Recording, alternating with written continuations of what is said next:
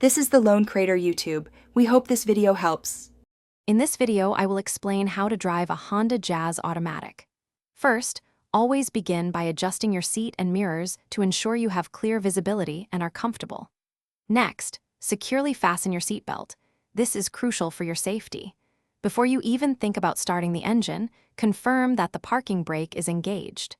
Take a moment to familiarize yourself with the dashboard warning lights, understanding what each one signifies for a safe journey ahead. To start your Honda Jazz, firmly press down on the brake pedal. Then, turn the ignition key or press the engine start button. Once the engine is running, you'll need to select your gear. Move the gear selector from P for park to D for drive. If you need to reverse, select R. With your gear chosen, release the parking brake, and you're almost ready to go. Now that you're in drive, gently press the accelerator pedal to begin moving forward. Remember to apply smooth, gradual pressure for a comfortable and controlled start. As you drive, always maintain a safe following distance from other vehicles. This gives you ample time to react to changing traffic conditions. Pay close attention to speed limits and road conditions, adjusting your driving accordingly for safety.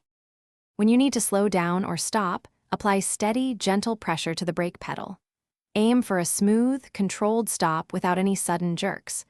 Once you've come to a complete halt and are ready to park, shift the gear selector from D to P for park. Finally, always engage the parking brake to secure your vehicle, especially on inclines, ensuring it stays safely in place. Thanks for watching. Consider subscribing if we helped you.